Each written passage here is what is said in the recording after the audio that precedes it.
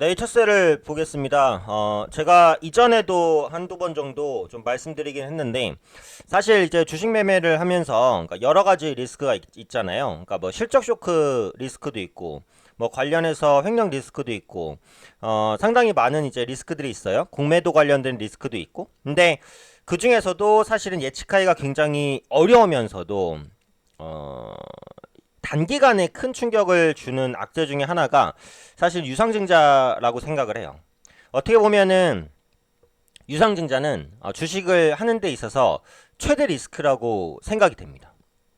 갑자기 10조각으로 나눠졌던 피자를 11조각, 12조각으로 나눠서 그 남은 한두 조각을 다른 사람한테 주겠다는 거예요. 그러니까 이게 주주 입장에서는 사실은 굉장히 폭탄을 맞는 기분일 수밖에는 없거든요.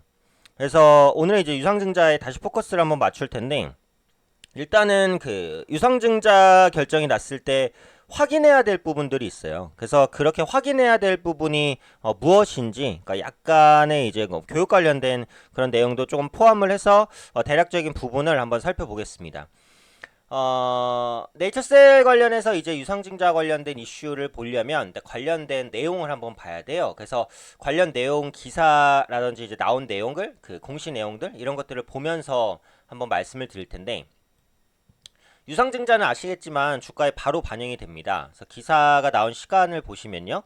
2019년 6월 18일 오늘이죠. 네, 12시 17분입니다. 그래서 지금으로부터 약 1시간 정도 전에 공시가 나왔죠. 네이처셀 유상증자 결정. 네, 주주 배정 후 실권주 일반 공모라는 것은 주주한테 일단 먼저 유상증자를 받을 수 있는 권한을 주는 거예요. 그리고 그게 이제 주주한테 다 돌아가지 않고 유상증자를 더 해야 되는데 물량이 남았다라고 한다면 그 물량을 일반 사람에게 공모하는 것. 이게 이제 주주 배정 후 실권주 일반 공모 방식입니다. 그래서 기업들이 그 많이 쓰는 유상증자 방법 중에 하나고요. 유상증자 결정이 났으니까 일단 주가는 하락을 해요. 그런데 모든 유상증자가 하락하는 건 아니라고 했어요. 자, 관련 내용을 이제 같이 한번 볼게요. 조금 올려서. 네. 라정찬 대표이사죠. 보겠습니다. 유상증자 결정. 신주의 종류와 수. 보통 주식 1000만, 10만, 100만, 800만 주입니다. 800만 주. 이 800만 주가 많을까요? 이것만 보고는 알 수 없어요. 뭘 같이 봐야 되냐면 증자 전 발행 주식 총 수를 봐야 됩니다. 증자 전 발행 주식 총 수가 얼마예요? 보통 주식 5,300만 주입니다. 그렇죠? 자, 액면가액은 뭐 여기서는 그렇게 크게 중요하진 않고요. 증자 전 발행 주식 총수가 그 5,300만 주예요. 거기서 800만 주를 한다니까 이건 뭐예요? 이건 적은 양은 아닙니다. 큰 규모예요. 전체 주식의 15% 정도 되는 양이에요. 그러니까 기존에 한 기업의 주가가 100주로 이루어져 있을 때 이걸 115주로 만들겠다는 거예요. 그렇죠? 그럼 내가 가지고 있는 한 주의 가치가 한 10몇 퍼센트 정도 까이는 거잖아요. 그렇죠? 그러니까 큰 규모입니다. 이렇게 큰 규모라고 봐야 돼요. 유상증자 할 때 뭐 보통 이제 요 정도로 큰 규모로 하는 경우는 조금 드물고 한 3에서 5% 정도 할 때 있어요. 그때는 이제 시장 충격이 그렇게 크진 않습니다. 근데 일단은 유상증자 규모가 좀 크다라는 부분, 그러니까 충격을 바로 받았고요. 이 자금 조달의 목적이 중요해요. 근데 이게 목적을 봤을 때 신사업 투자 이런 쪽으로 가잖아요. 그러면 유상증자라도 주가가 하락이 좀 방어되거나 오히려 유증 결정 후에 주가가 상승하는 경우도 있습니다. 왜냐하면 유상증자로 확보된 자금을 통해서 신사업에 이제 본격적으로 투자를 하면 주주가치 희석에도 불구하고 기업가치가 끌어올려지겠구나 라는 기대감을 줄 수도 있거든요.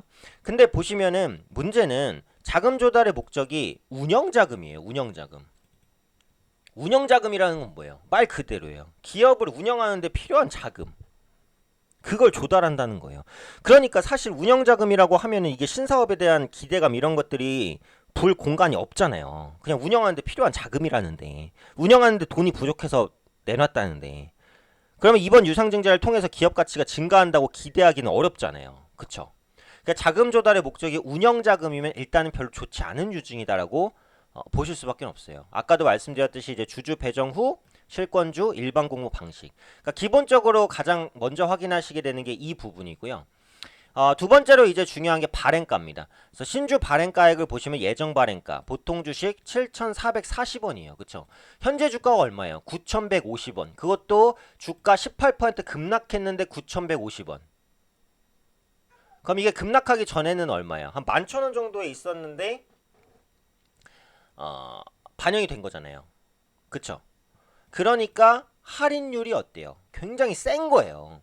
보통 할인율이 센 기업은 그러니까 유증이 이제 흥행하기 좀 어렵다고 보거나 아니면 재무 구조가 좀 약하거나 아니면 중소형주거나 이런 종목군들은 할인율이 셉니다. 왜냐면 할인율이 안 세면은 유상증자가 성공하기가 어려우니까요. 그러니까 주가 급락을 그냥 감수하고 할인율을 크게 가져가는 거예요. 이게 무슨 말이에요? 신규로 주식을 발행받는 사람은 7,440원에 가져간다는 거예요. 그러니까 이론적으로는 이제 신주를 받아서 팔아도 당장 차익이 남잖아요. 그러니까 그에 대한 우려감이 당연히 반영이 된다는 거죠. 신주 배정 기준일을 보시면 2019년 7월 5일입니다. 그렇죠? 그리고 제가 아까 잠깐 말씀드린 대로 신주 배정 주식 수를 보면은 0.15주예요. 그렇죠? 그래서 한 15% 정도의 그 뭐예요? 주주가치 희석이 나타난다. 이렇게 보시면 되죠. 그래서 처형 예정일을 보면은 구주주, 네, 2019년 8월 7일입니다.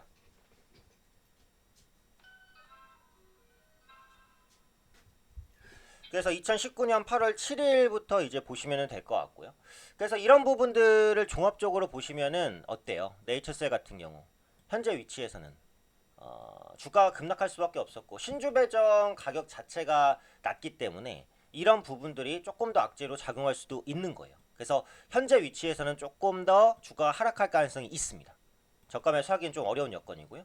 그래서 그 유상증자 이슈가 왔을 때 어떤 부분들을 체크해야 되는지 이런 부분들을 좀 중점적으로 보시는 게 좋다라는 관점, 네, 다시 한번 말씀드리겠습니다.